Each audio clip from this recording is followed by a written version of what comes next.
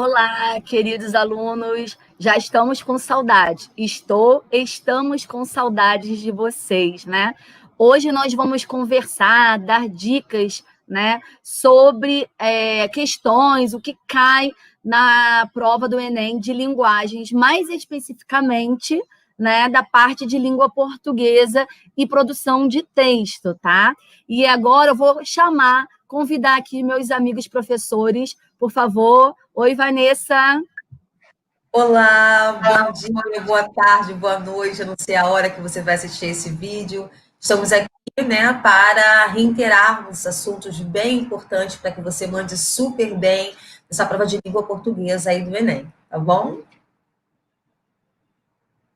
Oi, Lu. Bom dia, boa tarde, boa noite, Luciano. Opa, gente, tudo bom? Bom dia, boa tarde, boa noite. Você sabe lá que hora que, né, como a Vanessa falou, sabe lá que hora que você vai ver isso, né? Vai de madrugada, sei lá. Bom dia, né, para as meninas que estão aqui. Nós vamos trabalhar hoje algumas coisas importantes, coisas que nós falamos ao longo do ano, né? Eu e a Vanessa, e a gente vai trazer umas pitadas dessas questões. Vamos lá, Vanessa, então? Vamos lá, vamos começar, gente. Vamos lá. Então, são assuntos que são mais cobrados no Enem, na parte de língua portuguesa especificamente, e produção de texto também. Lá no finalzinho, o Luciano vai dar aquelas dicas espertas, né? Isso aí. Para a gente começar aí nossas primeiras dicas de forma geral, tá, gente? A gente está falando de linguagens, mas isso vale para questões do Enem, tá? Primeira coisa que você tem que fazer é focar em destrinchar o enunciado, né? A gente sabe que cada questão do Enem, ela tem um comando. Então, para que fique mais fácil para você, você pode até sublinhar esse comando da questão, tá? E encontrar o conteúdo da questão. A Vanessa vai falar mais especificamente depois, mas a gente sabe que muitos, né, alunos e até alguns professores falam sobre a parte da interpretação, que a prova de linguagens tem muita interpretação. Tem sim, mas não é só isso, tá, gente? Então, você precisa lá procurar identificar na questão, qual é enunciado, qual é o conteúdo da questão. E aí, eliminar aquelas opções absurdas. Lembrando que isso faz muita diferença lá no TRI. Lembram da live lá do Luciano e do Rafael? O Rafael comentou sobre isso, né? Se você coloca lá uma resposta muito absurda, isso atrapalha na sua pontuação do TRI. Então, logo eliminar. Geralmente a gente fica com dúvida em duas, né, opções, né? Mas sempre tem aquela que é absurda, né? E aí, entender qual é a intenção do texto. Não, a gente não está falando só de interpretação de texto, aí a gente já vai falar das funções, e a Vanessa vai conversar com a gente sobre isso também, né? Mas entender o propósito do enunciado dessa questão, entender o que ele está pedindo, né? Muitas vezes a pessoa fala, é uma questão de interpretação, mas não é só uma questão de interpretação, né? Quando você consegue descobrir qual é o intuito do texto, o que ele está pedindo lá no enunciado, fica muito mais fácil essa resposta, tá? Então, essas são aí as dicas importantes para realizar a prova no geral. E agora a gente vai ver alguma coisa específica. Então, são dicas específicas da língua portuguesa e de linguagens. Pode passar, por favor. Vamos lá, Vá. Então, queridos, nós comentamos durante este ano todo, né, que a interpretação ela passa por algumas etapas. Que etapas são essas? Nós temos a compreensão, a pré-compreensão e a compreensão. Em que consiste isso, né? A compreensão consiste em você perceber e identificar o assunto. Opa, eu sou familiarizado com esse assunto. E a compreensão é você ver o que esse texto traz de novo para você. Quando eu aglutino, né, a pré-compreensão com a compreensão, eu consigo interpretar bem esse texto. E aí foi o que a Vanessa colocou para a gente. É muito importante que vocês sigam, né, essas dicas super legais que ela trouxe para vocês. E eu também vou reiterar algumas. Eu vou falar aqui de 5 dicas super relevantes para que você mande super bem nessa prova. Porque às vezes, né, quem nunca? Você chega a casa e fala assim, meu Deus, como que eu consegui marcar essa opção tipo que não tem nada a ver. Né? Então, para que você evite esse problema, porque é um BO, né? É um problema, eu vou reiterar aqui algumas coisas que Vanessa Lima disse e vou falar de coisas que você me ouviu aqui, ouviu falar aí durante todo este ano. Em se tratando do Enem, tá, gente? Primeira coisa, comece pelo comando da questão. Sim, pelo comando, porque você vai ler esse texto depois buscando a resposta a essa pergunta. Segunda dica super legal, como Vanessa falou, gente, há uma teoria por trás de cada questão. Essa teoria pode estar relacionada à variação linguística, a funções da linguagem, a figuras estilísticas, então, assim, algum estilo literário. Então, aquele ditado, né? Quem procura acha, busque a teoria que está por trás de cada questão.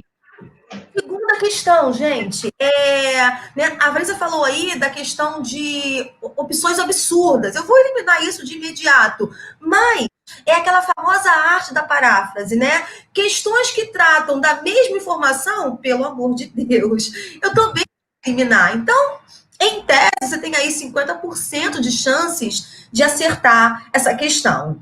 Quarta dica super legal também, atenção aos textos híbridos. Que textos são esses? São os textos que vão tratar, né, da linguagem verbal e não verbal. Esteja atento, esteja atenta às expressões fisionômicas, os gestos, né, a maneira como as expressões corpóreas desses personagens, como o personagem abre a boca. Esses detalhes não estão ali por acaso, né? E, em geral, as suas respostas elas se darão a partir desta análise. Dica em se tratando aí dos textos literários. É muito importante que você esteja atento ao contexto histórico, né? Ao período literário, e se você assim fizer, gente, não vai dar ruim, vai dar super bem para você, tá? Então, esteja atento aí a essas dicas que são super legais para você não chegar a casa e falar, meu Deus, por que eu errei isso? Vanessa agora vai corrigir com vocês uma questão que vai tratar, que vai exigir aí essas dicas de que falamos há pouco, tá bom? Pode passar, Charles, por favor. Então, gente, nós temos aí na verdade, duas tirinhas. A primeira fala... Ih, não estou conseguindo ler aqui. Lu, você consegue ler para mim, por favor? Consigo, vamos lá. Deixa eu só colocar aqui. Tá. Toda hora somos pisados, primeiro, no caso da Graúna, né? Toda hora somos pisados pelos governantes. Isso é... Vocês, mulheres, têm que exigir seus direitos. Exigir o direito de pisar também com seus pés maravilhosos. Ai! Então, ó, já nesse terceiro a gente já percebe uma mudança. Próximo, Frank e Ernest, né? Fábula dos anos 90. Lembre-se da história da cigarra e da formiga? A formiga trabalha duro a vida inteira e, no fim, alguém pisa nela. Por favor, pode trocar. As tiras ironizam uma célebre fábula e conduta dos governantes. Tendo como referência o estado atual dos países periféricos, pode-se afirmar que nessas histórias está contida a seguinte ideia. Então, gente, olha só, lembrando aí que ela está falando de interpretação, a gente vai interpretar a tira, mas está falando também de países periféricos, a gente pode unir aí, né, interdisciplinaridade com geografia, né, com história. Então, é importante entender que no Enem a gente tem, vamos dizer assim, essa divisão de linguagens humanas, mas a gente encontra ainda essa união. Então, ele está pedindo aí que a gente pode afirmar que nessas histórias está contida uma ideia de quê? De crítica à precária situação dos trabalhadores ativos e aposentados, da necessidade de atualização da crítica de clássicos da literatura, menosprezo governamental com relação às questões ecologicamente corretas, exigências da inserção adequada da mulher no mercado de trabalho, aprofundamento do problema social do desemprego e do subdesemprego. São algumas questões aí, a gente vê que são absurdas. Quando fala de clássicos da literatura, e aí se você consegue, né, exatamente, né, Vá? Se a gente marca uma questão dessa, nossa, a gente perde muitos pontos lá no TRI. Por isso que é bom, eu vou falar novamente, como o Rafael falou, mesmo que você tenha que chutar uma questão, você precisa ler a questão, né? Não é simplesmente chutar, marcar qualquer uma. Porque se você marca uma resposta absurda dessa, né, ela pode fazer com que sua nota fique muito baixa. Então, a resposta dessa questão é crítica à precária situação dos trabalhadores ativos e aposentados, porque, na verdade, ele fala sobre a mulher, mas ele fala de uma forma geral. Então, a gente tem que tomar cuidado, porque nós temos que analisar as duas tirinhas. Se a gente analisar uma tirinha só, que é a primeira tirinha, a gente vai ficar pensando, opa, mulher, é só isso que eu falei, é só sobre isso que ela falou, mas não é, né? Ele coloca duas tiras, então a gente tem que fazer uma análise maior. E a resposta é a letra A. Por isso, vamos continuar. Quer falar, Lu? Não, o que eu ia falar, assim, a segunda tira amplia, porque ali ele fala da questão de uma mulher, mas a segunda amplia. Então, é essa percepção que a gente precisa ter. E aí, eu vou entrar já é a parte que eu falo sobre a questão da análise do discurso, e aí a gente tem que estar atento a isso, gente. Porque na análise do discurso aí não é só mais uma, eu tenho que fazer essa conjugação, essa complementariedade. E Enem vive fazendo isso. Tá? Normalmente o Enem, é raro ele só trazer, é raro, não vou dizer raro, mas assim, muitas circunstâncias ele traz a conjugação de texto, a análise do texto 1 e do texto 2, uma complementaridade. Então, esse olhar tem que estar atento a essas particularidades, né? Tem uma outra que eu coloco ali como também absurda, né? Letra C, menosprezo em relação às questões ecologicamente corretas, né? Então, e isso, gente, aí pegando até um pouco que a própria Vanessa também falou, a Moreira, assim, a gente tem que estar atento ao comando da pergunta, porque se a gente lê essas duas tiras, a gente tira N situações, N interpretações. O comando faz o filtro, né? O comando da pergunta faz o filtro, e ali eu tenho essa filtragem, que uma delas ali vai atender melhor ao que se pede, né? E aí, gente, passa aí, Charles, Anjo 45, passa aí para mim. Isso. A gente falando de estrutura textual, análise do discurso, vamos até pegando a própria questão que a gente viu, né, a gente tem que entender, né, que tipo de estrutura textual, que texto é esse que tá chegando na prova. Eu já de imediato, se eu reconheço as estruturas textuais, eu sei, por exemplo, se é um artigo de opinião, tem um tipo de estrutura, tem um propósito, tem um objetivo, uma finalidade. Você pega um texto citativo ou retativo, se é uma notícia, se é uma reportagem, se é uma resenha, se é uma carta do leitor, enfim. Então, eu já sabendo que estrutura é essa, já me facilita. Então, se eu tenho uma carta do leitor, eu tenho um propósito, né? Eu estou ali dialogando, expressando minha opinião acerca de alguma coisa que foi publicada no jornal. Então, eu já começo a observar essa intencionalidade discursiva. E aí, primeiro, eu vou ver a estrutura do texto e depois, aí sim, fazer uma análise. Se é uma resenha, por exemplo, eu sei que resenha é uma opinião sobre qualquer manifestação cultural. Opa, então já sei isso. Então, resenha já tem uma certa estrutura.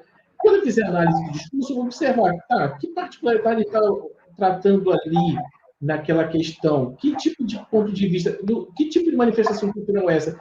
Quais são as observações que ele está fazendo? Que críticas ele está colocando? Quais são as palavras aí? Olha a gramática me ajudando. Se é ponto de vista, vou encontrar ali adjetivos, locuções adjetivas, né, ou orações adjetivas, enfim, eu vou começar a encontrar determinadas circunstâncias que vão me confirmar que se trata de um artigo, de uma resenha, por exemplo.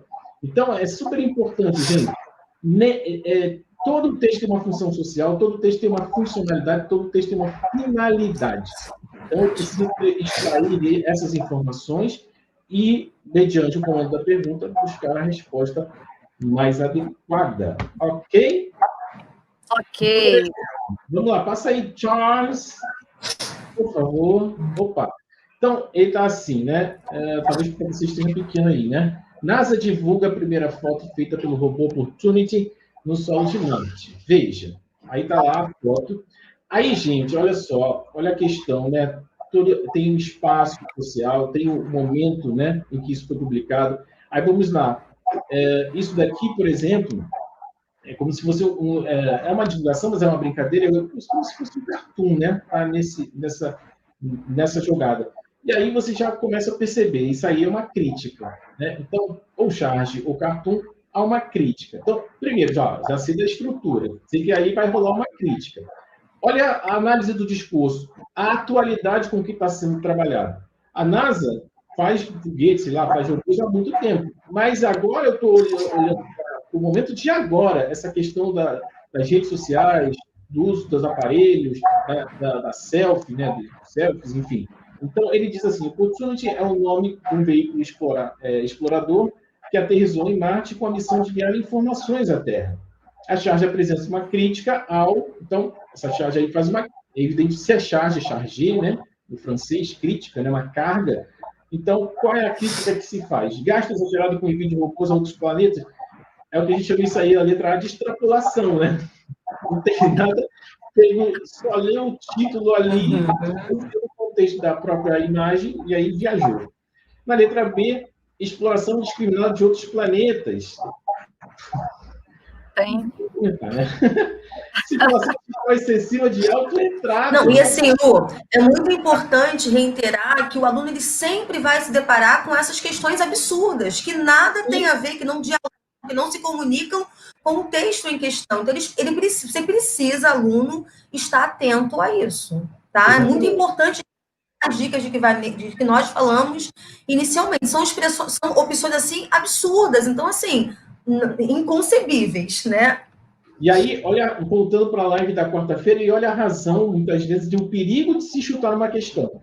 Porque você pode chutar uma questão, como a Vanessa mesmo falou, você pode acabar chutando uma alternativa absurda.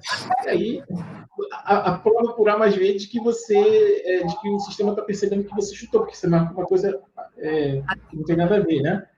Então, na letra D, vulgarização das descobertas espaciais, mas, gente, ninguém falou nada disso. Mecanização das atividades humanas, e também não é esse o propósito. É evidentemente que a letra C, porque é uma circulação, está se aproveitando do momento, do contexto de agora, dessa coisa do narcisismo eletrônico, né? Das selfies. Das selfies, eu adaptei agora aqui. O narcisismo eletrônico, você volta do mito de Narciso, de querer, né, do reflexo, né? Então, essa mania hoje do século XXI, dessa sociedade, então, é uma atualização. Então, eu pego um contexto da foto feita, né, pelo robô lá, com o contexto de agora. Aí, olha a percepção da análise dos cursos para a gente buscar essa informação. Então, letra C, evidentemente, ok? Vamos lá. Passa aí, Anjo 45. Próxima. Gente, um assunto também que é bastante pontual, na verdade, hoje nós estamos falando de coisas que são, assim, de questões, de temas, né, de assuntos muito relevantes nessa prova para o qual você está se preparando aí o ano todo, né? Sabe-se que as figuras de linguagem, elas estão em evidência em textos literários, mas elas não aparecem só nos textos literários, né? O Enem vai trabalhar muito com muitos gêneros textuais, então a possibilidade de você se deparar com essas figuras, né, sejam elas de pensamento, as de palavras, ela é muito grande, tá? Então eu vou trazer aqui, durante este ano eu trabalhei essas figuras com música com vocês, né? Eu acho que é uma maneira mais fácil de você trazer isso à memória. Então, esteja atento, né? As de pensamento, as de palavras. O Enem, ele não vai exigir muito em relação a isso. Ele vai pegar uma metáfora, essa comparação implícita, né? Uma hipérbole, esse exagero proposital. Nós somos hiperbólicos.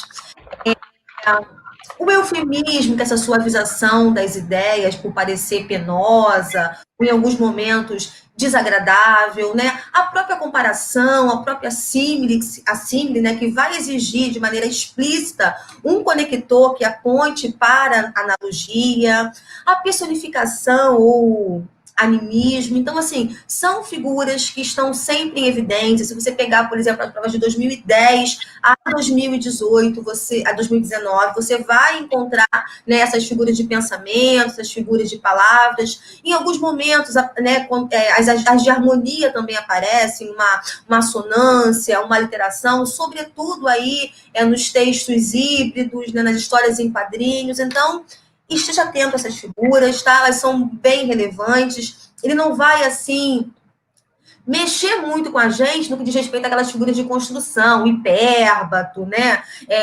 Então, assim, você pode ficar bem tranquilo em relação a essas que são comuns, que são pontuais, que vocês, né, já tiveram acesso, que vocês dominam. Então, é momento de revisar, é momento de estar atento aí, pensar naquelas músicas, né, naqueles exageros, né, na ironia. Então, assim, atentar para isso que nós falamos aí desde o início do ano. Tenho certeza de que vocês vão tirar, assim, de letra, tá bom? Lembrando, Vá, que as figuras de linguagem são importantes também, né, para os textos literários, né, para as escolas literárias, os autores, né, dos textos, as escolas utilizam as figuras, então elas são importantes, talvez na literatura não nem como assim, como saber os nomes, mas com características para os textos, né? Elas estão ali envolvidas no texto. A ironia, a hipérbole, né? O eufemismo, a antítese, são figuras que estão ali sempre permeadas pelos textos literários ou dentro dos textos literários, né? Pode passar. E dependendo do estilo, né? E dependendo do estilo, Vanessa, você vai ter a predominância de várias figuras, né? Por exemplo, você pensa, né?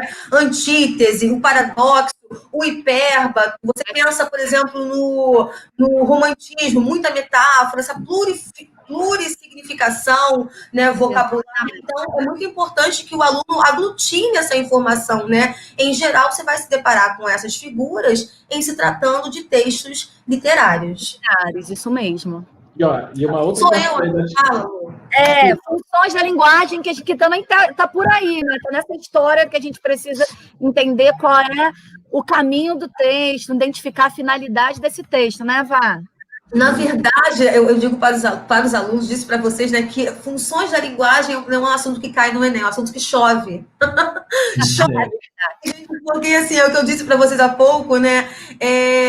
O Enem trabalha com muitos tipos de textos, gêneros literários, gêneros textuais. Então, assim, você vai se deparar com muitas funções, né? Às vezes não, né? Um texto, ele nunca vai apresentar uma única função. Mas o que o Enem pede a você, né? Qual é aquela que predomina, né? Além da função poética, a função emotiva, por que razão? E aí, por que razão? É importante trazer à mente o seguinte: a teoria por trás de cada questão, tá? Então, é muito relevante que você entenda que as funções da linguagem são importantíssimas para esse processo de compreensão, de interpretação, né? Há uma diferença aí, não são vocábulos sinônimos, e é um assunto que está intrinsecamente relacionado aos elementos da comunicação. Tá? Então, você não pode se esquecer disso. Eu vou falar aqui rapidamente de algo que você já domina, né? A função emotiva é aquela função, como nós já sabemos, em que há aquela eclosão de sentimentalismo, uma forte carga subjetiva, né? Há aí a intenção de um eu à tona, visivelmente, relacionado, né, ao emissor. A função apelativa, ela está relacionada ao receptor, é aquele texto que visa a persuasão, visa o convencimento, nem sempre de um produto, mas às vezes de uma ideia também, né? Aquele clichê, a gente sempre usa esse exemplo. Vem para a caixa você também. Caramba, quando você escuta isso, só faltasse você. Eu brinco muito, Guanabara, tudo por você. Nossa. Gente, pelo amor de Deus, né? Aí o Luciano, você gosta de mercado. Ele pode reiterar isso. O Luciano disse que adora gente de mercado. Então, eu acho que essa frase aí é para ele. Tudo por você. Vai... Mim. Tudo por você, Luciano. Ele me puxando, vai lá! E às vezes, assim, né, a norma culta não é levada muito em consideração porque há uma intenção, né? Todo texto, por trás de todo texto, há uma intenção comunicativa. Então, assim, cuidado, eu até brinquei com vocês muito este ano, porque a gente pensa assim, função conativa ou apelativa, verbo no imperativo. Gente, nem sempre.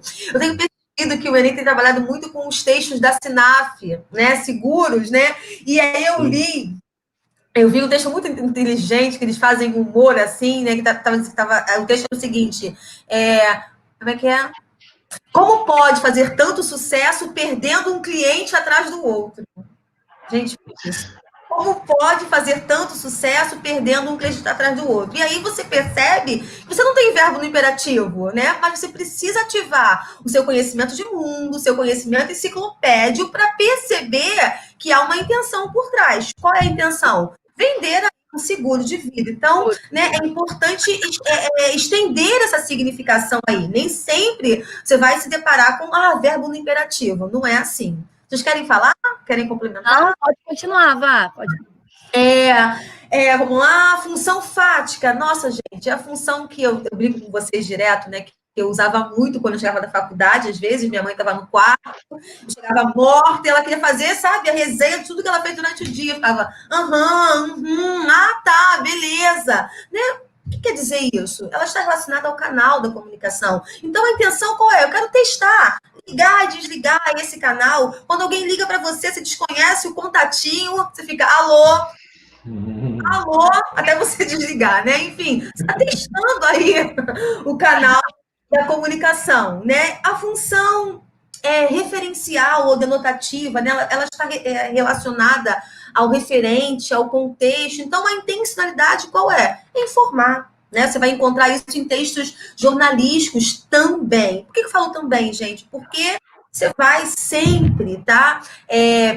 Perceber mais de uma função aí por trás de cada texto. E a metalinguística, né, que está sempre relacionada aí ao código, ou seja, nessa aula, por exemplo, né, a função que predomina é a metalinguagem para alguns, né, ou metalinguística para outros, ou seja, eu uso a língua portuguesa para explicar a própria língua. Eu disse durante este ano, né, que a UERJ gosta muito da metalinguagem, da referencial, mas o Enem, por essa pluralidade de textos com os quais ele vai trabalhar, você vai precisar mandar super bem, trazer esse saber à tona no momento em que você se deparar com esse assunto. Beleza?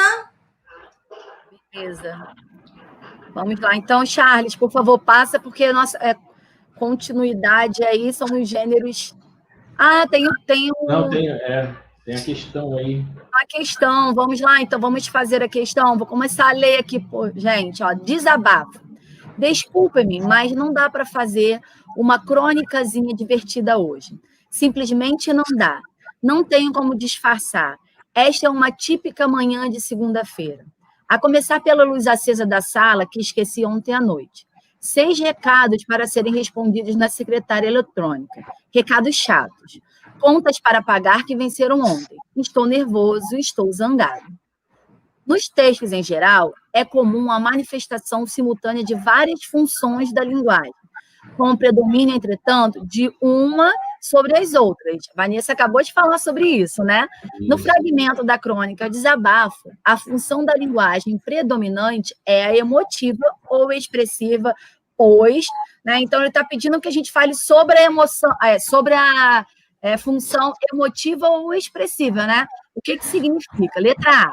O discurso do enunciador tem como foco o próprio código. Vanessa, olha como é importante, assim, eu estou sendo assim, até bem chata, igual o Rafael falou na live, né? Repetitiva, redundante, porque é muito importante que você entenda que essa prova ela não é um aglomerado de textos desconexos, nada a ver, não tinha o que fazer, peguei lá, não. Há um propósito por trás de cada texto, né? E você precisa mostrar, assim, habilidades e competências relacionadas a tudo que você estudou durante esse período. Olha como a teoria se faz tão presente aqui, gente. Eu vou só para poder mostrar que vai ser entrar.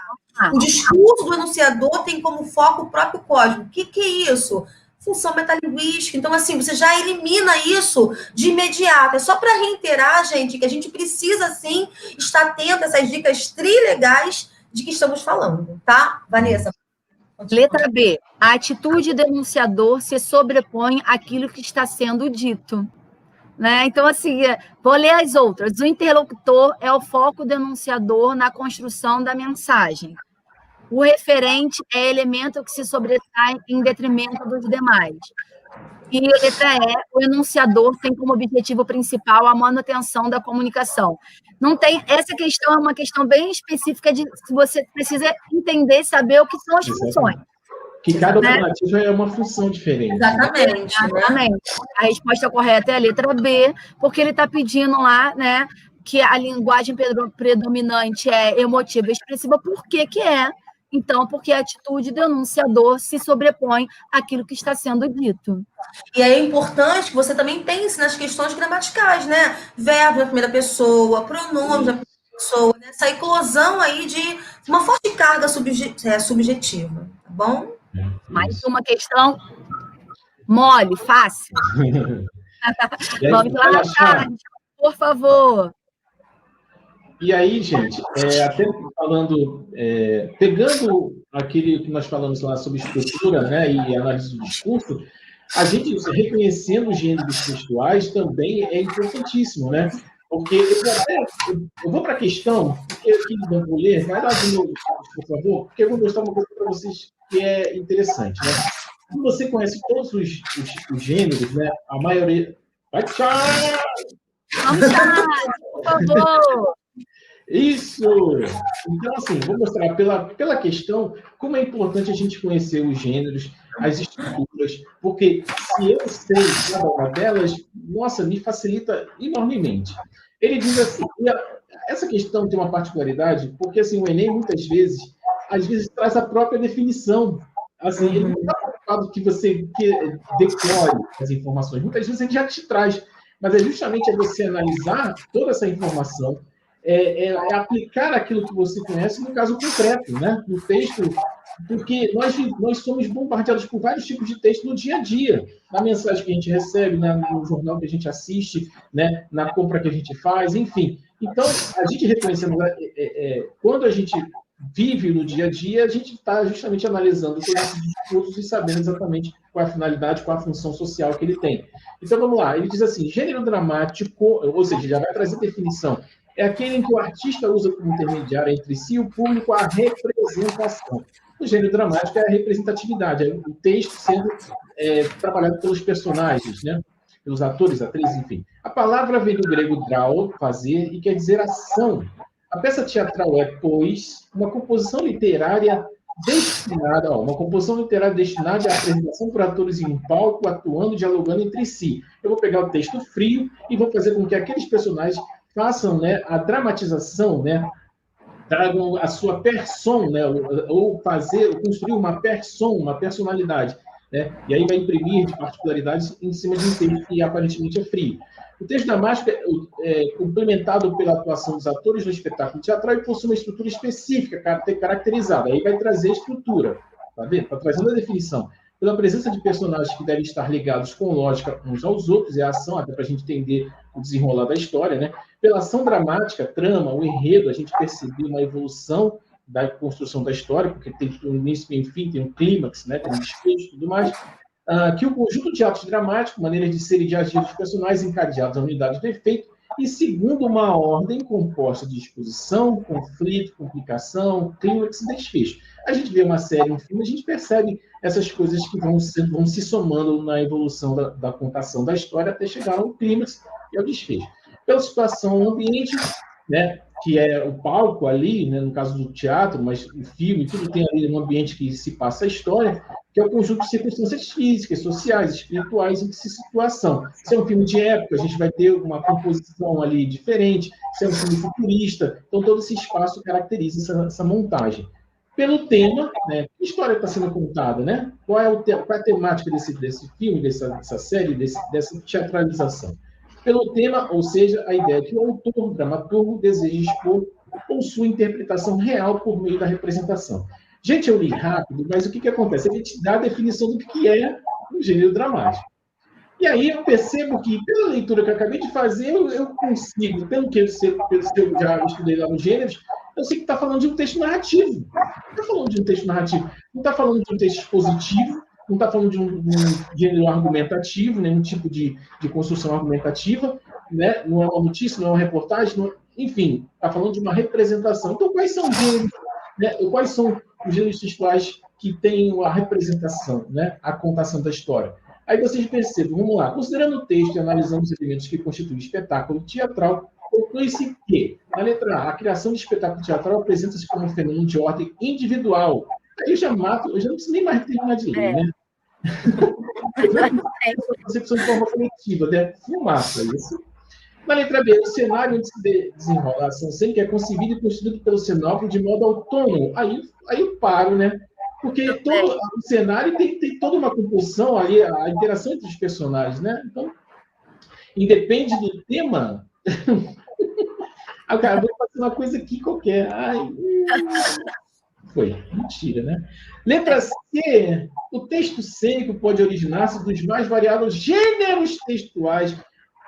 A gente acabou de ver que é uma narrativa, né? Vou contar uma história, os personagens vão interagir. Então, olha só que ele fala: conto, lenda, romance, poesia, crônica. Gente, isso é uma contação de história, né? Todos isso aí são gêneros narrativos. Notícia não é um gênero narrativo, mas eu posso pegar uma notícia e construir, né, uma história. Isso é uma crônica, né? Imagens e fragmentos textuais. Eu posso partir de uma imagem e contar, e fazer um filme, fazer, né, uma teatralização, né? Entre outros.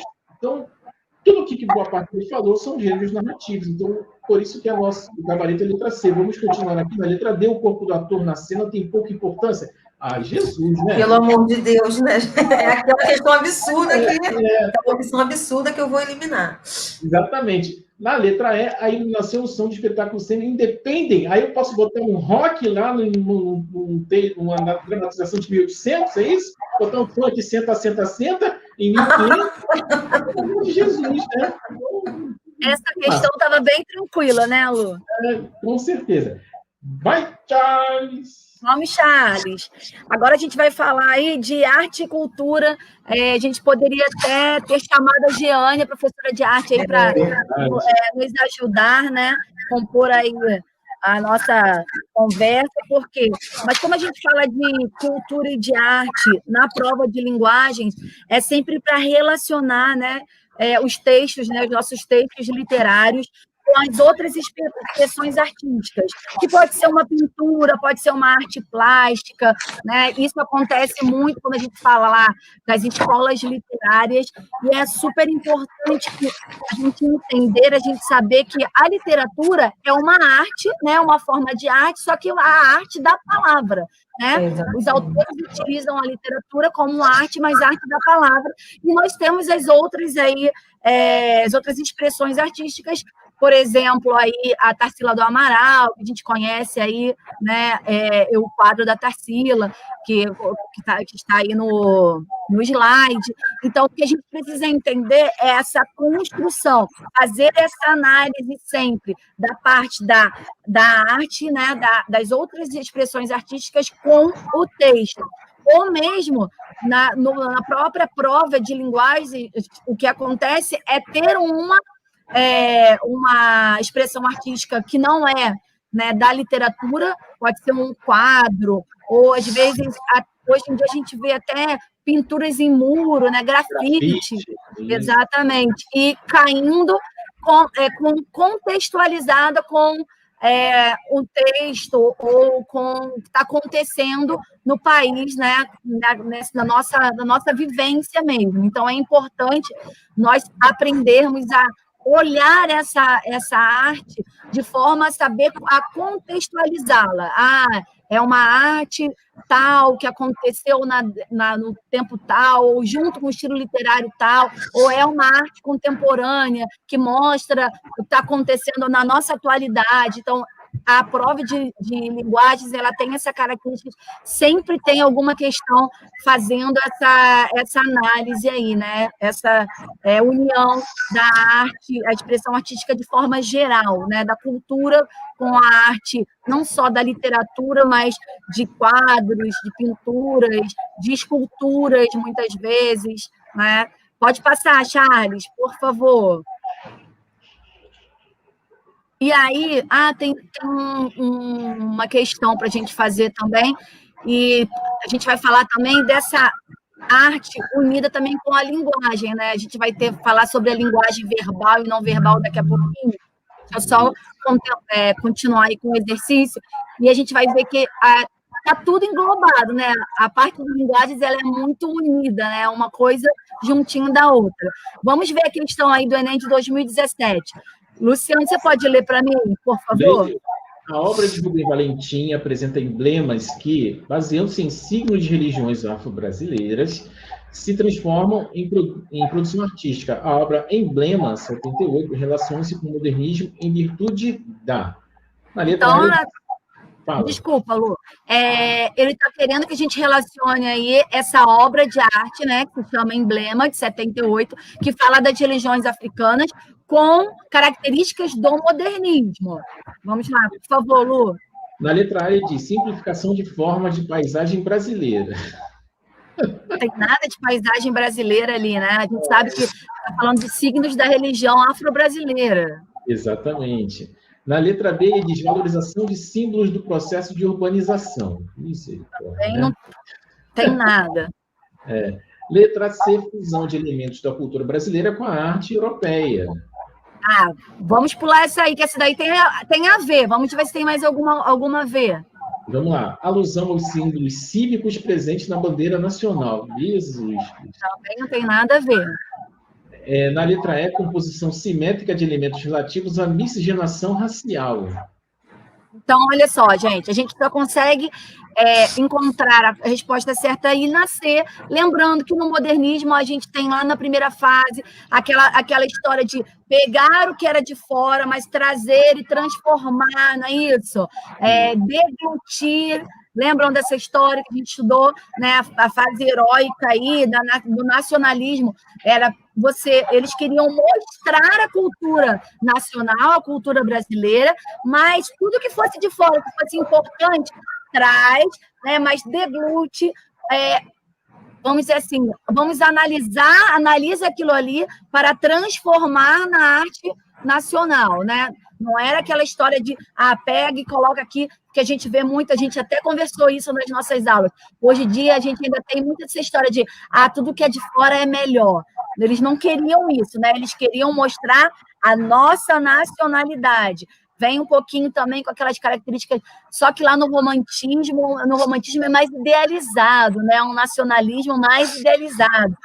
A primeira fase aí do modernismo é um modernismo mais pé no chão, e eles querem, mostrar mesmo a realidade, mostrar o país com os manifestos do Pau-Brasil, né? Então, assim, quer mostrar o que é nacional. E, então, ele fala, aí não tem outra resposta, porque as outras, como a gente já comentou anteriormente, são absurdas, né? Então, a resposta correta... Só pegando rapidinho, para mim até a questão está dada, porque se você sabe o que é modernismo, como você muito bem falou, Vanessa, você já sabe, ele fala ali em cima, né, que a obra de Valentim apresenta emblemas que baseiam-se em signos de religiões afro-brasileiras, então ele vai aproveitar isso, né, e vai fazer essa quebra e essa... Vamos dizer assim, isso que você falou, né? Essa deglutição, fazer essa quebra, que é evidente que isso podem ser elementos europeus, né? A arte europeia. Então, você junta Lé com Cré, né? Modernismo, essa questão aí da religião afro-brasileira, enfim. Para mim está dado. Questão tranquila, né? Questão fácil. Sim, a gente está achando tudo fácil, gente. Mas eu acho que até as questões, né, que o sistema entende como difíceis, né, elas são fáceis se você atentar para gente, para aquelas 5 dicas, para as 10 dicas de que falei durante todo o ano. Então, assim, é preciso ter isso muito claro, né? Ter essa calma, porque eu acho que às vezes o Enem acaba se tornando um teste psicotécnico, o fator ansiedade acaba inviabilizando a sua resposta de forma assertiva. Bom? Eu vou pegar, pode passar aí, Charles. Eu vou pegar até o que você falou, Vanessa Moreira, até logo no começo, né? A gente tem que ter cuidado de analisar o comando, gente, porque o comando, muitas vezes, já nos praticamente assim, encaminha para a resposta. A gente, é evidente que necessita do nosso conhecimento prévio, né? De modernismo, de linguagem, a parte gramatical, enfim, é evidente que... Mas, assim, já vem caminhando a questão de dar, né? E aí vamos na questão dessa linguagem verbal e não verbal, mas principalmente não verbal. O texto também do Enem, né, as questões do Enem, trazem muitas figuras, muitas propagandas, né? Eles adoram trazer imagens, né, de uma maneira geral.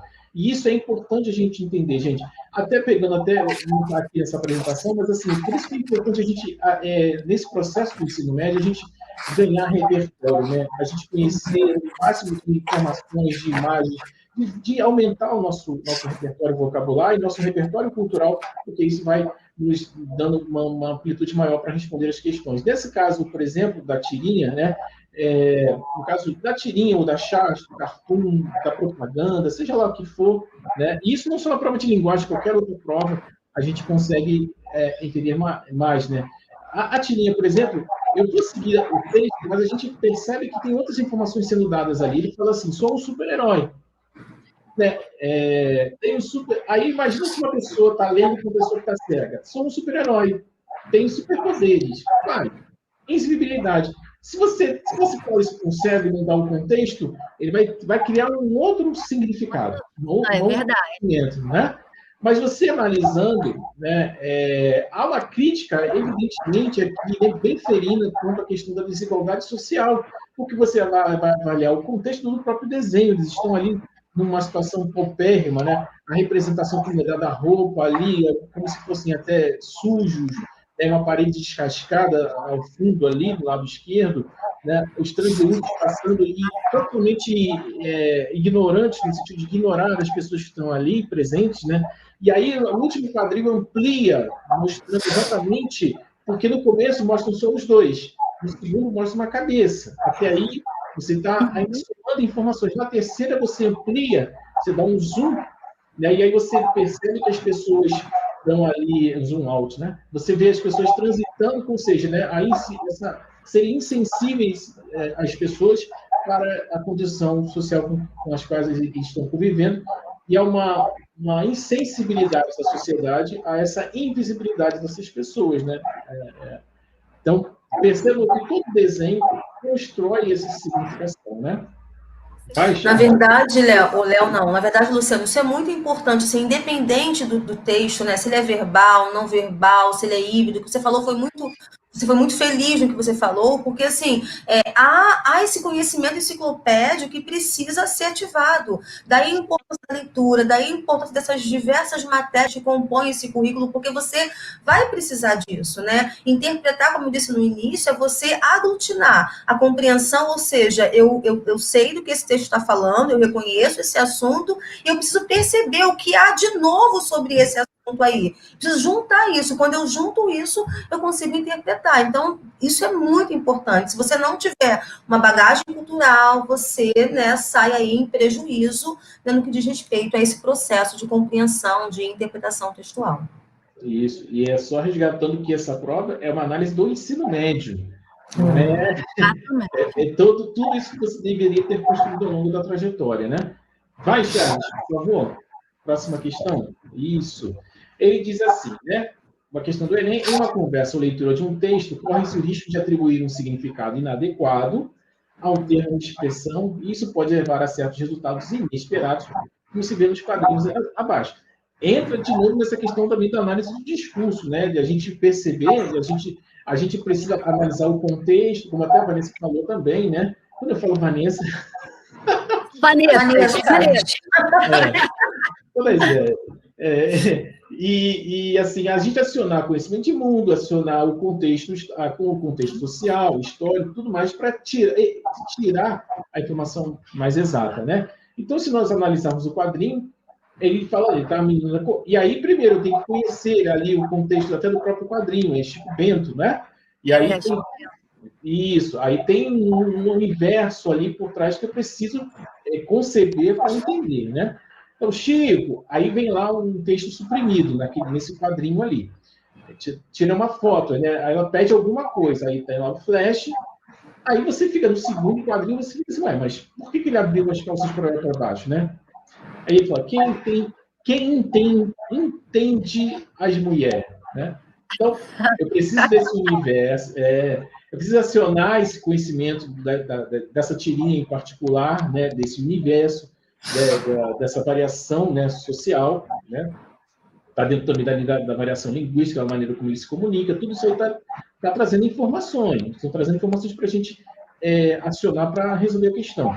Então ele diz, nessa historinha, o efeito humorístico origina-se de uma situação criada pela falta fala de Rosinha no primeiro quadrinho, ou seja, eu preciso acionar, por que ele fez isso numa fala de Rosinha? Então, é a letra A, faz uma pose bonita? Pô, isso é uma pose bonita? Quer tirar um retrato? Ele teria feito um sorriso. Sua barriga está aparecendo, mas ele não faria essa... Ele estaria até... Olhar para a barriga, né? Ou então estaria mais proeminente, pelo movimento estaria mais proeminente a barriga, né? Olha o passarinho, aí eu aciono eu vou fazer a associação, né, de que normalmente se faz, né, no universo infantil, né, na relação da mãe com a criança. Então, é essa associação. Então, quando a Rosinha fala, olha o passarinho, tem um outro contexto que ele não entendeu. A gente pode falar de sentido denotativo e conotativo da palavra, né? Exatamente. A gente acabou de falar isso. A próprio repertório mesmo, se a gente acionar o próprio repertório de Chico Bento, não concebeu essa amplitude, né?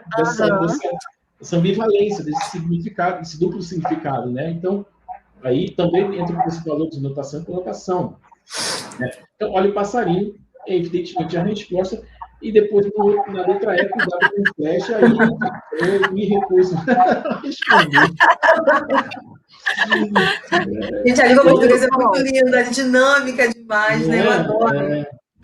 Muito bom, né? Muito boa, tirinha, engraçada. E serve para a gente falar de tanta coisa, de tanto assunto legal, né? Exatamente. Charles, por favor. Vai lá, Charles. Sou eu agora, é um assunto que amo. Amo! Na verdade, adoro, né? Na verdade, quando eu fiz prova com o Monteiro, eu dei uma aula dessa, né, Vanessa? Lembra? Eu dei uma aula sobre amo variação linguística também. Gente, assim, caramba, o Enem costuma trabalhar muito com música, né? Quando olhei a terra arder, isso aí. de São João, enfim. Quando nós falamos de variação linguística, é muito importante nós termos em mente aí, né? Uma língua, o que é uma língua viva e o que é uma língua morta, né? A língua portuguesa é uma língua vivíssima, essa metamorfose ambulante, né? Ela é heterogênea, isso é delicioso, isso é enriquecedor para a construção linguística. Então, é um assunto muito pontual, você precisa estar atento aí que fatores os mais diversos possíveis contribuem para essas variantes, né? Um país de dimensão, assim, continental, possível que todos, né, falemos, vou até usar uma sílabus aí, da mesma forma. Então, é importante considerar o fator etário, né? O fator social, o fator regional, o fator tempo, né? E nós vamos ter a variação diacrônica, diatópica, diastrática, diafásica, e é muito importante, né? Quando eu nem coloco esse assunto, é muito importante que você esvazie-se de quaisquer preconceitos relacionados a essa questão, porque a língua é heterogênea. Então, todas as questões do Enem que trataram desse assunto tiveram esse viés, né? São falários diversos. A língua, ela é ampla demais, né? A língua ela é viva, está em constante modificação. Então, em geral, quando o assunto é variação linguística, eu acho que eu ainda não me deparei com uma questão dessa que vai tratar desses termos muito específicos, se é diatópica, né? Se é diastrática. Não, ele quer que você perceba que há falares diversificados e esses falares estão atrelados a situações diversas. Tempo, conflito, a situação também, né? De forma a intenção do texto, né? Então, é um assunto que você precisa conversar, né? Como nós estamos batendo esse papo aqui de maneira descontraída, é dessa maneira que o Enem quer que você, né, se depare, que você visualize e interprete o assunto variação linguística, tá bom? Acho que é um assunto super tranquilo, porque é fácil da gente conversar e falar em sala de aula, né? Acho que é uma parte da língua portuguesa que todo mundo gosta, e aí vem aquelas histórias das palavras que em um lugar do Brasil é de um jeito, no lugar do outro. A variação diatópica, né? Sim, né? E aí vem a parte da linguagem formal, né? E da linguagem formal ou coloquial. Então, acho que é uma parte tranquila para todo mundo, né? Que todo mundo gosta de estudar, de pesquisar e entender. E assim, cada situação comunicativa requer um protocolo linguístico específico. E vocês vivenciam isso o tempo todo, né? Fala, Lu. E é uma parte que cai bastante. Todo ano tem... Todo ano. Tem que... Pelo menos duas questões, né? Oi? Pelo menos duas questões sobre esse assunto. Você já encontra. teve ano que caíram 6 questões, que eu já lembro. Minimamente 2. Beleza, gente. Então, é tranquila essa questão de variação linguística, né? Se vocês tiverem alguma dúvida, é bom dar uma olhadinha. Em qualquer lugar, qualquer livro você pega, você dá. Mas, geralmente, é relacionado ao contexto mesmo, contextualizar o que cai, né, Vá? Exatamente. Vamos lá, Charles, por favor. Ah, tem uma questão. Lu, você consegue ler? Por favor. Vamos lá. Enquanto isso, lá em cima, né? Enquanto isso, na Amazônia, olha como é que é extremamente atual até, né? Enquanto isso, na Amazônia, em 2059, a árvore era assim, desse jeito, Juquinha, tá vendo? Que barato, vovô. Aí tá lá, Museu Arqueológico. As diferentes esferas sociais de uso da língua obrigam o falante a adaptá-las às variadas situações de comunicação. Uma das marcas linguísticas que configuram a linguagem oral informal usada entre avô e neto neste texto é interessante, né? A letra A, a opção pelo emprego da forma verbal era em lugar de foi. Ai, misericórdia. Letra B, a ausência de artigo antes da palavra árvore.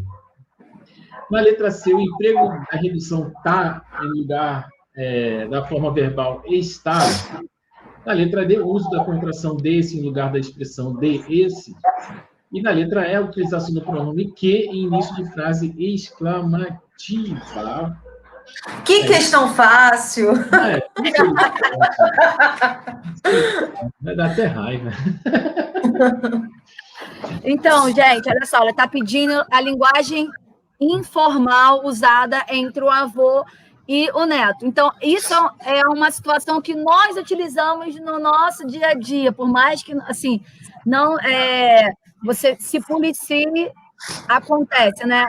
No Rio de Janeiro, então, a história do tá, né? Tá, né? Pra, né? Né? Hoje, você está vendo, comendo, andando, hoje é isso, né? E a falta do R no final do verbo, né? Isso acontece também no português, né, informal, principalmente aqui no Rio de Janeiro, né? É para comer, não é para comer. Comer, Então, gente, a resposta correta aí é a letra C, não tem outra. Isso. Não tem outra alternativa, né?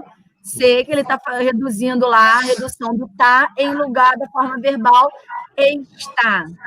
Ok? Por favor, Charles. A gente vai falar de gêneros literários, aí eu vou pedir até uma ajuda ao nosso mestre Luciano, porque a gente sabe que nós sabemos que nós temos 3 gêneros literários aí, né? Segundo Aristóteles, ele dividiu os gêneros em gênero épico ou narrativo. Na verdade, no início era épico e depois, com o passar do tempo, se tornou narrativo. O gênero lírico e o dramático, né? Lá no épico, a gente tinha antigamente as epopeias, né? Como os Lusíadas, que contavam, que narravam os heróicos, né? Feitos heróicos, né? E depois, com o tempo, ele passou a ser chamado de gênero narrativo, porque, na verdade, existe, né, um narrador que vai contar uma história. Aí, além das epopeias, nós tivemos e temos as novelas, os contos, as crônicas, né, os ensaios e os romances, que são os gêneros mais atuais, né? E a gente tem o gênero lírico, que tem o eu lírico, né? A gente fala, eu sempre falo para os alunos, porque quando a gente começa a estudar língua portuguesa, começa a falar de poemas, poesias, eles falam assim, mas quem é o eu lírico? Eu não estou entendendo nada, né? Quem é o eu lírico? O eu lírico é a pessoa, que pode ser um homem, uma mulher, uma criança, depende do poema, né? Que está falando ali no poema.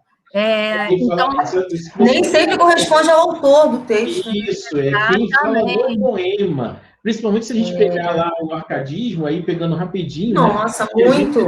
Lá o Sete Saturnio, né? Marília de mais.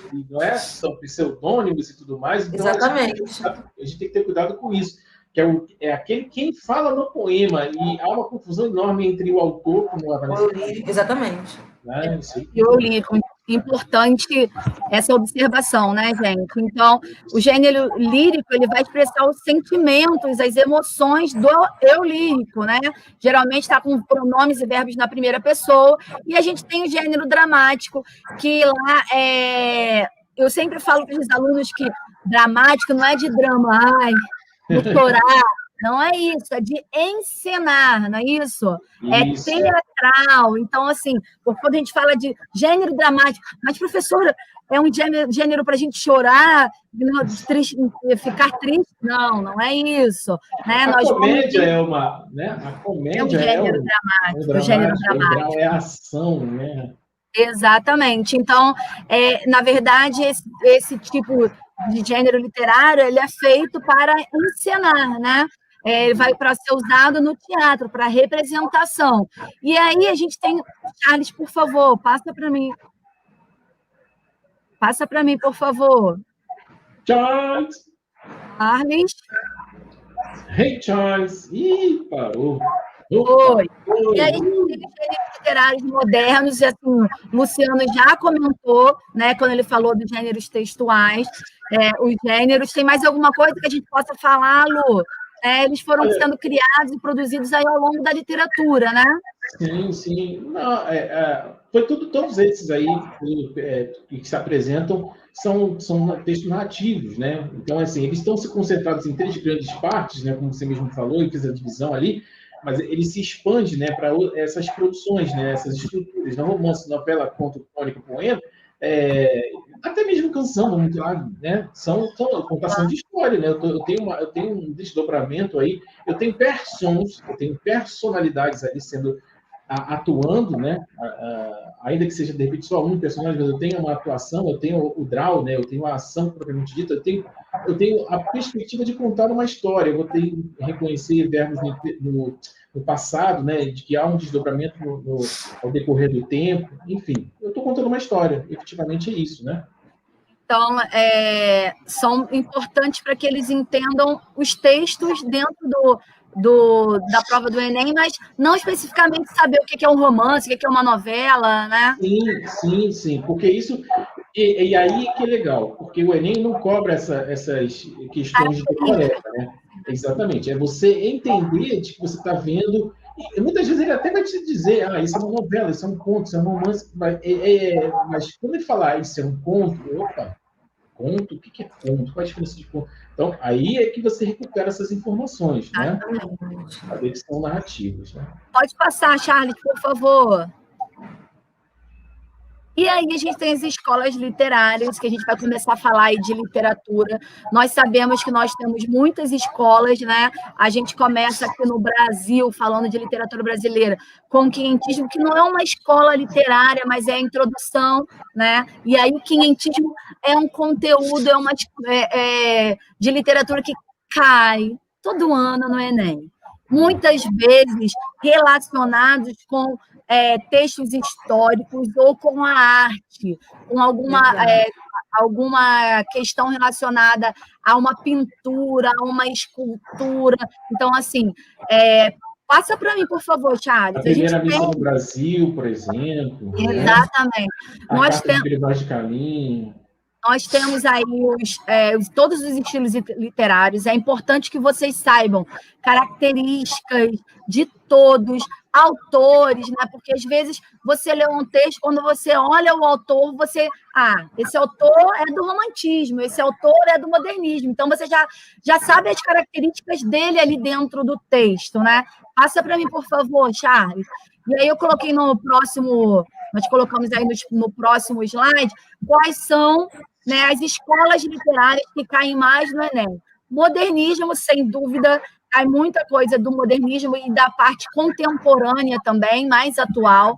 Romantismo, barroco, quinhentismo, realismo e naturalismo, realismo com Machadão, a gente chama de Machadão. Machado de Assis sempre cai alguma coisa, né? Concretismo também já é lá parte do pós-modernismo, né? Na parte mais contemporânea, mas concretismo sempre cai também. Aí, arcadismo, Luciano está até falando um pouquinho agora um pouquinho antes sobre o arcadismo, né, com os pseudônimos, com Marília de Dirceu.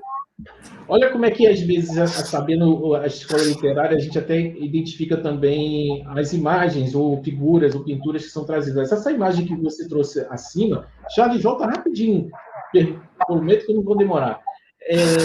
Essa imagem, por exemplo, ela é a arcadista. Se você conhecer, se você conhece o arcadismo, sabe o contexto histórico, ele vai falar a particularidade das características, sabe que fala do ambiente bucólico, né? Áurea mediocritas, né? O carpe diem, aproveitar a vida, eles estão num ambiente pastoril ali, estão num ambiente das árvores, estão aproveitando ali e tudo mais. Então, uma vida no campo.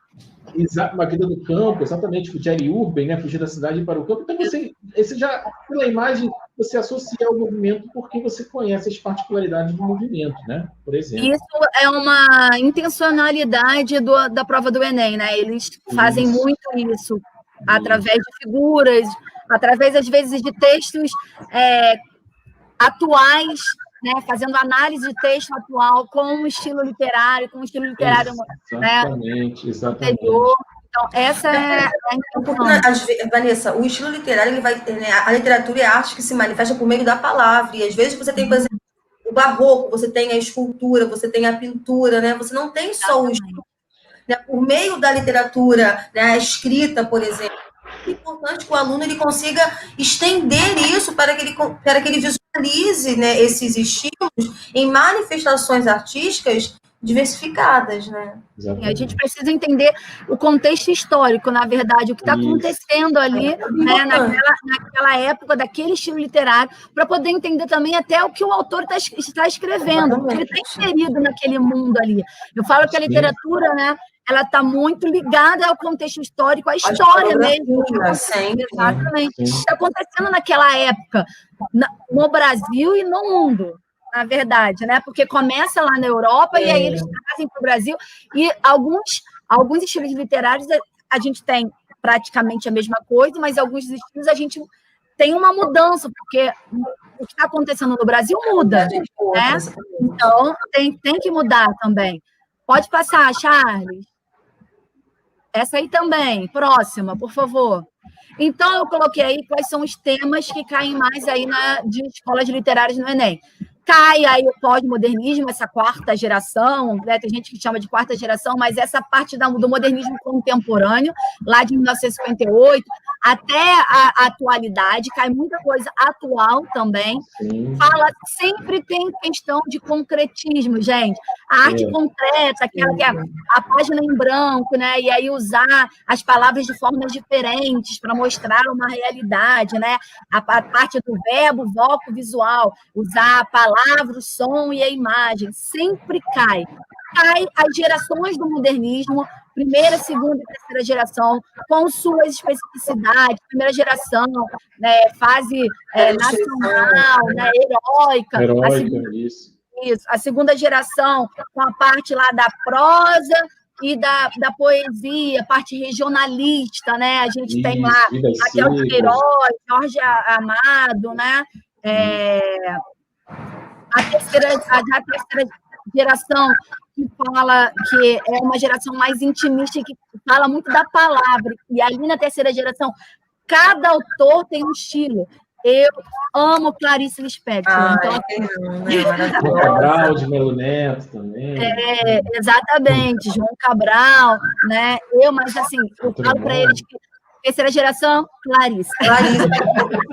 Dela, gente. E olha lá, maravilhosa. Olha que delícia, a Hora da Estrela, Laços de Família, gente. Tá vendo? Maravilhosa, super indico, hein?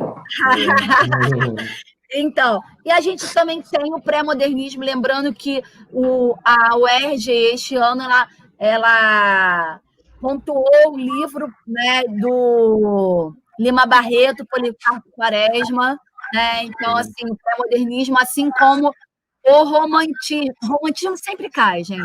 As três gerações, saber quem são os autores, as três gerações na parte da poesia, né? E depois na parte da prosa também, né? José de Alencar, que é super importante, né? Com os romances, né? Os romances dele, urbano, indianista, importante você fazer esse resumo. É óbvio que não dá para falar de todas as escolas literárias, falar de tudo aqui, é só para relembrar, mas aí fica a dica aí do que cai mais no Enem: modernismo com as gerações, concretismo, modernismo e romantismo. Lembrando também, eu acho que aí faltou o quinhentismo. Quinhentismo sempre cai alguma coisa relacionada a contexto histórico, né? Isso. Sempre é uma questão do Enem, alguma coisa relacionada ao quinhentismo. Pode passar, Charles. Acho que de literatura é isso, gente. Tem os autores. E aí a gente tem Carlos Drummond, a gente tem Manuel Bandeira, a gente tem Machado de Assis, João Cabral de Melo Neto, aí vários, José de Alencar, Clarice, eu falei de alguns aqui, né? Guimarães Rosa, Vinícius de Moraes, está sempre caindo alguma coisa também do Vinícius, né? E aí, o Veríssimo também, com as crônicas, né, Lu? Sempre cai alguma coisa sobre isso. Então, assim, importante mesmo, gente, é que você entenda as características dos estilos, contexto histórico, por que está acontecendo aquilo, e se você souber os autores daquele estilo, fica fácil, porque você sabe, Machado de Assis, lê um texto, está escrito lá embaixo, Machado de Assis, realista, vai estar ali no realismo, características do realismo, né? Então, importante é que você saiba alguns principais autores aí de cada estilo, tá? Sim. Acho que de literatura é isso. Vamos lá, Charles. E tem um texto, Casa de Vidro, tá? Vamos com o exercício aí, questão. Enem de 2018. Houve protestos, deram uma bola a cada criança e tempo para brincar. Elas aprenderam malabarismos incríveis e algumas viajavam pelo mundo exibindo sua alegre habilidade. O problema é que muitos, a maioria, não tinham jeito e eram feitos de noite, assustadores. Seria melhor prender essa gente. Havia quem dissesse. Houve protestos, aumentaram o preço da carne, liberaram os preços dos cereais e abriram crédito a juros baixos para o agricultor. O dinheiro que sobrasse, digamos, ora o dinheiro que sobrasse. Houve protestos, diminuíram os salários. Infelizmente, aumentou o número de assaltos, porque precisamos combater a inflação. E, como se sabe, quando os salários estão acima do índice de produtividade, eles se tornam altamente inflacionários, de modo que houve protestos, proibiram os protestos, e no lugar dos protestos nasceu o ódio. Então surgiu a Casa de Vidro para acabar com aquele ódio. Charles, publicado em 1979, o texto compartilha das obras de literatura brasileiras escritas no período, as marcas e o contexto em que foram produzidos, com a referência à censura e à opressão para alegorizar a falta de liberdade de expressão caracterizada da época, valorização de situações do cotidiano para atenuar os sentimentos de revolta em relação ao governo instituído, utilização de metáforas e ironias para expressar um olhar crítico em relação à situação social e política do país. Tendência realista de documentar a verossimilhança, o drama da população brasileira durante o regime militar, e sobreposição das manifestações populares pelo discurso oficial para destacar o autoritarismo do momento histórico.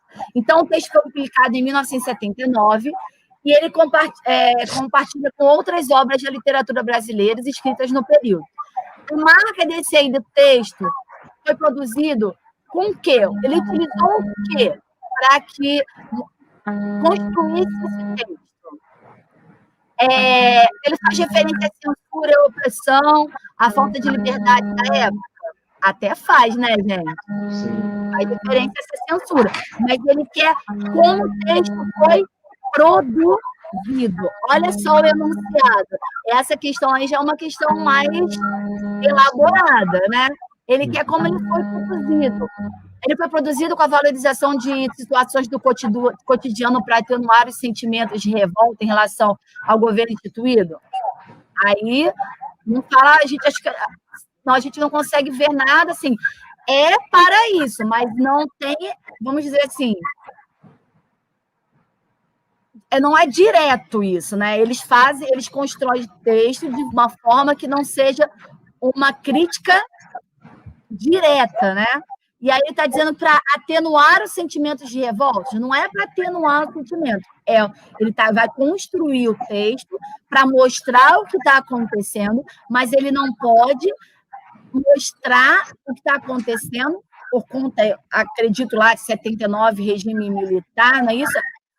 Ele não pode mostrar de forma aberta, para que todo mundo entenda. Tem que fazer de forma diferente, por um outro caminho. E qual vai ser esse caminho aí, gente? Utilizando metáforas e ironias. Então, utilização de metáforas e ironias para expressar um olhar crítico em relação à situação social e política do país. Então, vamos lá, gente. Voltando aqui, vamos falar sobre a redação do Enem, importantíssimo aí para a composição da nota de vocês, né? Pode passar, Charles. Vou dar algumas dicas importantes, até inicialmente, né, gente? Antes de você... Assim, chegou na prova, o ideal seria realmente você já estar calmo, tranquilo, sereno, vir de casa, não ter outras preocupações, dormir bem e tudo mais. Chegou, recebeu a prova, já pode fazer, abra. A minha sugestão é sempre você pegar o caderno e já vai lá no final, porque agora a redação é no meio da prova, né? Tem as 45 mais a redação. Vai lá na parte de redação, leia o tema. Né? Já faça, porque, minha gente, se você deixar para fazer por último, você pode se enrolar em relação ao tempo, você já vai estar cansado, sua mente vai estar poluída com inúmeras coisas. Então, o ideal já é começar a ler, já pensar, raciocinar, leia os textos motivadores, já tente extrair, interpretar, compreender, extrair informações importantes. Numa das aulas eu falei que a gente pode usar os textos motivadores ao nosso favor, porque são dados, porque às vezes o que falta para nós são os dados, então você tem ali informações. Então, tenta já extrair o máximo de informações que você pode, já deixa ali rabiscado no seu rascunho, e aí, né, se alimente de informações. Aí vai para a prova de linguagem, aí vai fazendo e tal. Inevitavelmente, tem um texto ou outro lá na sua redação que vai fazer menção, ou vai fazer os gatilhos mentais, né, que vai fazer com que você, de repente, pense alguma coisa que você pode trazer para o seu texto e pode ilustrar, né, aumentar ali a sua parte argumentativa. Então, a primeira sugestão que eu dou é essa. Mas vai lá, Charles. Pode botar direto na tela. Tá? Então, primeiro, leia os textos motivadores. Né? Essa é a minha sugestão. Tem gente, né, que eu até recentemente eu ouvi falar assim, né, de que lê o tema só, vai para a prova e fica se alimentando ali de informações. Depois vai para o texto motivador. Eu prefiro mais o primeiro, né, a primeira situação, porque eu acho que você já tem... Sua mente ainda está fresca, está descansada, você ainda não passou por um tempo de sentado ali, não tem desconfortos e tudo mais. Então, mais a primeira sugestão de você ler, interpretar, tirar ali, colocar no seu rascunho os tópicos frasais importantes, as ideias principais, as ideias secundárias, informações dos textos motivadores para você alimentando ali. Vai, Charles! Beleza? E aí, dentro do processo, aí agora falando do rascunho mesmo, do projeto de texto. Gente, quando nós corrigimos redação, o que se traduz num texto organizado do aluno é um projeto de texto. Eu não tenho contato com o seu rascunho, mas o rascunho pressupõe, ele se deixa ver quando a gente percebe que o aluno tem um fio narrativo, né? Ele estruturou o que vai falar. A introdução vai fazer menção ao que eu vou encontrar no desenvolvimento. Aquilo que eu encontro no desenvolvimento, aquilo que você colocou lá na sua introdução, está com um corpo argumentativo e depois ele adiciona com uma proposta de intervenção. Então, isso se faz ver, gente, para a gente é muito claro quando o aluno projetou. E como é que você faz um projeto de texto? Elabora um banco de ideias, você lá no seu rascunho, você está lá lendo o texto motivador, raciocinando, tipo técnico, papapá, e aí você vai, calma aí. Se eu vou falar sobre a questão da democratização do cinema, por que eu preciso? Por que essa democratização do cinema? Ele não é democrático, então, para todo mundo. Por que não é democrático? Olha aí as inquirições, os porquês, né? O que chamo de método dos porquês. Você vai buscando por que esse tema é importante, por que nós estamos falando dele, por que se está falando de democratização é porque não é democrático. Então, por que não é democrático? Porque as pessoas não têm acesso? Será que o pessoal daqui do Sul, do Sudeste, tem o mesmo acesso ao do Norte, Nordeste? Então, são reflexões que você vai colocando ali, tópicozinhos, você vai colocando no seu rascunho, ok? Vai, Charles! A gente vai aqui, vai bola, dinâmico, né, gente? né? Então, no seu projeto de texto, essas frases primeiras que você construiu ali no seu, né, seus tópicos, eu já chamo de tópico frasal, né? Porque ali você vai fazer o banco de ideias. Você vai selecionar de acordo com o que... Calma aí, eu selecionei primeiro aquele brainstorm, aquela tempestade de você botar as ideias. Agora você vai selecionar, pô, qual delas eu vou falar? Eu vou falar dessa daqui e dessa daqui. Tá, então elimina as outras. Tá, como é que eu vou dar corpo a essas duas ideias que eu separei, né? Então, pensa na argumentação, naquilo que você leu no texto motivador. Tá, você tem algum repertório? Sobre isso aqui que eu vou falar, eu vi um filme que fala sobre isso, eu vi uma peça de teatro, eu vi uma novela, eu vi na vida real, né, uma notícia, uma reportagem que fala sobre isso aqui, então, coloca isso aí, esse linkzinho, para que você ilustre, aumente aí seu processo argumentativo, ok? Que é o que a gente chama de progressão temática. Você tem uma ideia inicial. Por que nós temos o problema da democratização do cinema? Porque nas regiões norte e nordeste, infelizmente, normalmente são regiões mais pobres, não desenvolvidas, nós não temos aí cinema em todas as regiões. Tá, então certas regiões do país não tem cinema. Tá, por que não tem cinema? Aí eu vou aumentando esse processo, né? E aí dando alimentação, dando argumentação, e aí eu vou crescendo, né? É um bolo, né, gente? Vai inserindo os ingredientes. Vai, Charles. Né? Partindo já para a escrita, gente, a introdução. Eu já separei aquelas ideias, como é que eu vou fazer a minha introdução? Toda a introdução é importante você contextualizar. Né? Por que é importante aqui? Né? Muito se fala, tem aqueles clichês que, se você tem dificuldade, até vale, isso não se tira ponto. É lógico que você pode elaborar de acordo com o que você já treinou ao longo do ano. Então, vivemos hoje um processo muito distinto, em que boa parte da sociedade tem acesso a bens culturais, e dentre eles o cinema, e outras não. E isso faz com que venhamos hoje a discutir sobre a democratização do cinema no Brasil. Olha, você trouxe as palavras-chave. Então, gente, quando você vai construir a introdução, primeiro, pensa na contextualização. Como é que você vai trazer o tema? Importantíssimo, pelo amor de Jesus, as palavras-chave têm que estar na introdução, tem que estar no texto, mas é evidente que tem que estar na introdução. Pelo amor de Deus, gente. Porque se fazem ideia de como a gente vê tragédias ali, o camarada vai falar o tema lá no final, aí é evidente que já perdeu no projeto de texto, né? Então, coloca as palavras-chave. Se você vai falar democratização do acesso ao cinema, se você falar de democratização, vai aparecer questão política, democratização, se a gente vive uma sociedade democrática ou não, e aí você está fugindo, você está tangenciando ou fugindo do tema. Se você vai falar de cinema, você vai, de repente, falar da sétima arte, de como é bonito, bacana, interessante, mas você não está falando de democratização, então cuidado com isso, ok?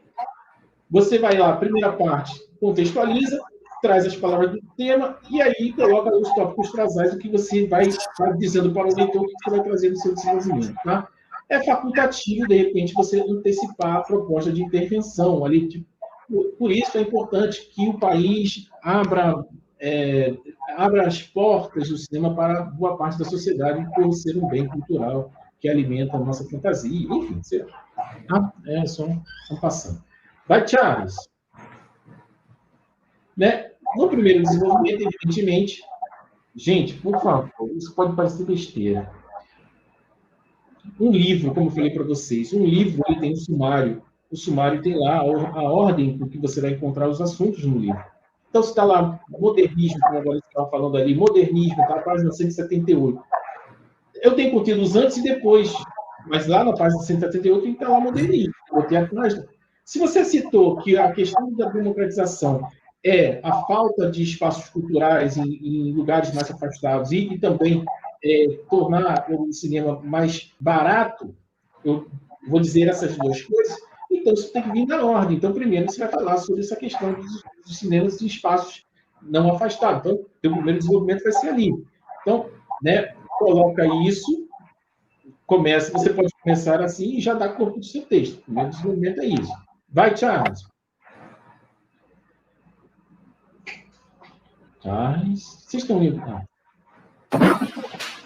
Tá. Sempre pensa, gente, Aí é só um detalhe que eu disse nas aulas para vocês. Você tem um tópico frasal. Então, como é que eu faço no desenvolvimento? Eu tenho um tópico frasal, a frase inicial. Eu vou explicar o porquê. Né? Se eu digo que o cinema ele não é democrático porque o preço é caro, então vamos lá. Um dos motivos pelos quais nós temos a falta da democratização do acesso ao cinema está no fato de que os ingressos são muito caros. Ponto. Agora, você vai explicar por que será que os ingressos são caros?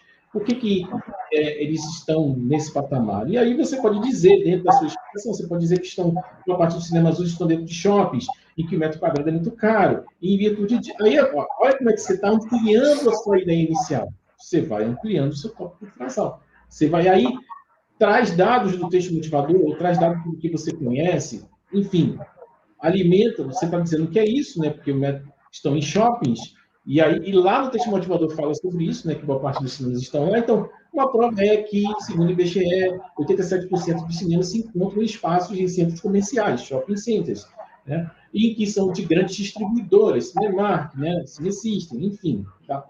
E aí você vai dando ali, corporificando e defendendo a sua ideia. Tá? Ao final, você pode, logo, em virtude dessa afirmativa, né? Logo, em virtude desses cinemas estarem em espaços, né, caros para boa parte da população, é necessário que o Estado pense numa alternativa de colocar cinemas populares para atender essa demanda. Você pode concluir uma conclusão no próprio parágrafo. Isso é facultativo, tá, gente? Você tem um espaço para a conclusão. É facultativo se você quiser concluir a sua ideia naquele parágrafo, ok? Vai, Charles! Tá vendo que é pai boom, né? Pai polo, né? Aí, gente, vamos lá. Pelo amor de Jesus Cristo, nosso Senhor, Pai eterno, texto é tecido, gente, é tessitura. Um parágrafo tem que estar, né, vinculado. Gente, tem início, meio e fim, produção, desenvolvimento e conclusão. Os parágrafos, eles estão falando da ideia principal, que é democratização do cinema, do acesso ao cinema. Então, o primeiro parágrafo tem que estar ligado ao segundo. Então, como é que eu faço isso? Usando, não há, no caso do Enem, eles são muito chatos nisso, não tem essa ideia de conexão ideológica, não. Eu estou falando do assunto. Você tem que vincular o parágrafo ao outro. Se você está somando uma ideia a outra, então, além disso, tem mais, né, outra questão a ser abordada, outro fator importante a ser mencionado, então você tem que vincular.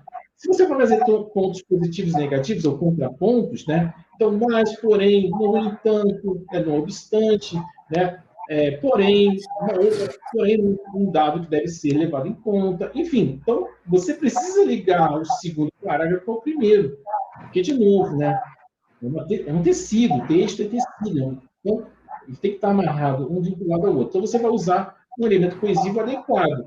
Por favor, não usa em primeiro lugar, em segundo lugar. Primeiramente, segundamente, terceiramente, quartamente não existe. Tá? Primeiramente, então, por favor, gente, em primeiro lugar, em segundo lugar, pressupõe. Olha só o cuidado que eu vou falar para vocês. Se você fala em primeiro lugar, no primeiro parágrafo, no segundo parágrafo, pressupõe uma ordem. Existe essa ordem. Primeiro acontece isso para depois acontecer aquilo. Eu preciso, se você está dizendo isso, eu tenho que enxergar um desdobramento. Então, cuidado, porque se eu digo que, se eu estou dizendo que um dos fatores é por causa de que não existem cinemas em determinados espaços mais afastados dos centros urbanos, e outro que o valor é caro, não há uma ordem, são situações. Então, cuidado, não usa primeiro lugar, segundo lugar, gente. Primeiro desenvolvimento, você já começa, né? Um dos fatores pelos quais temos a questão da falta de democratização do acesso tem a ver com aí, o primeiro tópico frasal. Além disso, aí no segundo é fácil, além disso, demais, outro sim. Enfim, o pessoal usa isso agora, né? Moda, enfim. Outro fator importante, tá? Ok? Então, bola para frente, próximo. Vamos, Charlinho. Opa, número 7. Conclusão! Aí o aluno vem assim, já vem atropelando, ele está desesperado para entregar a prova, aí ele fala assim, o governo tem que fazer isso, pelo amor, respira, eu sei que você está doido para entregar a prova, mas vamos lá, primeiro, olha só, o texto ativo é introdução, fundamento, conclusão, eu tenho que concluir antes de trazer a proposta de intervenção. Então, aquele elemento coesivo clássico, que eu até coloquei aí, né, operador argumentativo, né, clássico, né? Logo, portanto, por isso, enfim. retoma o que você acabou de dizer, criatura. Então, logo, portanto, já que, né, que temos uma dificuldade para aceder a todas essas pessoas a um bem cultural, como o cinema, o governo deve, aí sim você vê que a proposta minimamente conclui o texto, né? Então, logo, portanto, por isso, enfim, ou então conclui-se que, tendo em vista que foi abordado, né, pelo que foi abordado, como reflexão ao que foi dito anteriormente, pelo exposto, né, conclui, e aí você vem trazendo a proposta de intervenção. Vai lá, passa aí, Charlinho. Ante 45, protetor dos fracos e dos oprimidos. Gente, proposta de intervenção, gente, talvez muita gente acha que é a mais difícil, eu acho mais fácil, porque o Enem, lá no manual do candidato, te dá ali, a gente traduz de outras formas, né? Mas está lá na proposta de intervenção, ele fala agente, ação, modo, meio, finalidade e detalhamento. É isso que o Enem traz lá no manual dele. A gente faz, né, como professor, faz uma outra abordagem, né? Quem, o que, como, finalidade e um detalhamento de um dos elementos. Então, já pensa isso, né? Gente, pensa que todo texto do Enem, todo tema do Enem é um problema, né? Aumenta a violência contra a mulher, foi lá um dos anos, né? A questão da intolerância religiosa, depois teve a manipulação do comportamento do usuário através de controle de dados da internet. Tudo isso são problemas, né? Ou pelo menos a gente enxerga como sendo uma questão a ser discutida. Se é um problema, eu tenho que ter um agente ou agentes para resolver isso. Então, quem resolve essa questão? Cuidado, tá? Muita gente é só uma questão de autoria. Se você disser que o governo, todo mundo bota na conta do governo, né? Todo mundo quer dar um pitaco no governo. Mas vamos pensar como sociedade, né? São temas sociais. Vamos pensar como sociedade. Como autoria, o Enem vai aceitar. Se você disser que o governo tem que fazer alguma coisa, o Enem vai aceitar, o corretor vai aceitar. Mas aí, por uma questão de autoria, para você aumentar seu nível de nota, vamos pensar, né? Então, então, a questão da democratização do acesso ao cinema, não é só o governo que tem que resolver isso, né? Os grandes produtores, as distribuidoras, né? Tem que pensar nessa questão também. Então, quem vai resolver o problema? Então, pensa, o governo, tá? Quem do governo? Ministério da Cultura? Nem existe mais a Secretaria de Cultura. Mas, enfim, o Ministério, né, da Educação tem que trabalhar. O Ministério da Educação, junto com as escolas, com a sociedade, fazer projetos itinerantes para exibição de filmes que sejam interessantes para o crescimento da sociedade, temas interessantes, discussões relevantes para a sociedade, enfim, pensa sempre num agente aí. Primeira pergunta, está ali depois, quem vai resolver essa questão? Tá, eu tenho um problema, né? Democratização do acesso ao cinema. Eu estou falando muito disso por causa do ano passado. Tá, eu tenho um agente, alguém vai ter que, né, resolver essa bagaça. Esse agente vai fazer o quê? Qual é a ação, né? O quê? Então, quem vai fazer o quê? Qual é a ação que tem que ser feita? Eu já tenho, de certa forma, uma resposta. É democratização do acesso? Então, eu preciso democratizá-lo. Como é que eu democratizo? Construindo cinemas fora dos shoppings, né? Tornando projetos, né, caminhões que façam lá exibição. Sei lá, pensa em uma coisa criativa, né? Ou não, né? Coloca nas praças, cidades pequenas, coloca uma praça lá, bota uma tela, um projetor, na Secretaria de Cultura, pode fazer isso. Uma ação. Tá, como? Eu já estou dizendo também. O modo meio, como isso vai ser feito? Eu já, de certa forma, disse, não. Então, vamos pensar, a prefeitura das cidades interioranas, junto com a iniciativa privada, pode comprar determinados equipamentos, como projetores, telas, e colocar ali em praça pública, para que aquela região tenha acesso à sétima arte. Enfim. Tá? Então, o modo meio, como isso vai ser feito? Eu, de certa forma, já disse. Finalidade, gente, a finalidade eu tenho até antes de escrever qualquer linha de redação. Se é democratização do acesso ao cinema, qual é a finalidade? Democratizá-lo. Então, para que isso, né? Então, a finalidade você já tem antes de escrever uma linha. Eu não tenho uma linha sequer, eu já tenho uma finalidade. Eu tenho que resolver esse negócio aí. Para que a sociedade possa, para que boa parte da sociedade tenha acesso a esse bem cultural, é necessário que eu já disse, para que a sociedade, para que tenhamos mais acessos para que pessoas de baixa renda, pessoas que estão em situação vulnerável, possam ter contato com esse bem cultural. Olha, isso é uma finalidade. Então, já tem a finalidade de a gente escrever qualquer linha, né? E aí, um outro elemento, o detalhamento, eu preciso detalhar. Eu posso detalhar o agente, né? O Ministério da Cultura, órgão responsável. Olha o apostozinho, né? Olha a língua portuguesa da Vanessa falou bastante, e com certeza ela disse isso muito bem para vocês. O Ministério da Cultura, órgão responsável pela disseminação das manifestações culturais, ou do cinema, entre outras manifestações culturais. Então, eu posso dar um detalhe da ação, como eu falei, né? O governo deve fazer campanhas que, olha as orações adjetivas, campanhas que atendam essa necessidade em particular, particularizando. O modo meio, né? O governo deve fazer campanhas de disseminação do cinema através de contratos, né, com a iniciativa privada. Olha o modo meio aí, através de ter essas expressões e orações adjetivas, adverbiais, né? Através de, ou por meio de, na finalidade, ao para que, uma oração adverbial final, né? O detalhamento da finalidade, né? Então, assim, o governo deve fazer o governo deve diminuir o preço dos ingressos, né? Como? Baixando as alíquotas, os impostos, né?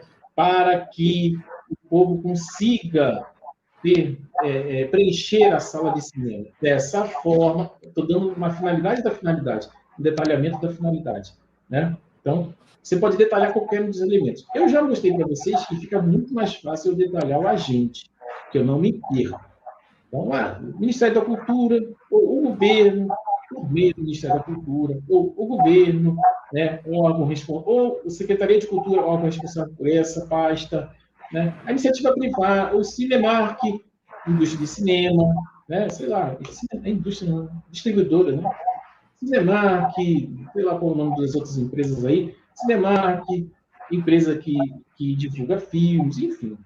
Tá? Então, você dá um detalhamento do agente que é muito mais fácil. Você bota lá vírgulazinhas e coloca o detalhamento. Ok, Charles? Estamos juntos? Acabou? Não, acabou não. Não acabou. Esse pessoal que você lembrar de mim agora. Daqui a pouquinho. Gente, gente, olha só. Misericórdia. A gente resolve muito problema de aluno na revisão. Então, antes de passar limpo, gente, primeira coisa, a gente tem que pensar em norma culta, né? Quando a gente escreve, a gente não pensa em norma culta, a gente não fala pensando em norma culta. A gente não escreve, nesse momento, dar vazão às ideias. As ideias têm que colocar no papel. Beleza. Aí sim, Jesus. Aí você lê, né? Lê o que você escreveu minimamente. Então, a acentuação, em muitos casos de acentuação, a gente mata, gente, numa verificação. Tá? Acentuação, ortografia, vírgula, ponto, né? Isso na leitura você mata. Tá? E principalmente, tem gente que escreve duas vezes, isso é um erro comum às vezes, né? Às vezes a gente vai escreve duas vezes a mesma palavra, né? Ou às vezes a gente, na mente, a palavra já foi, mas a gente pula, né?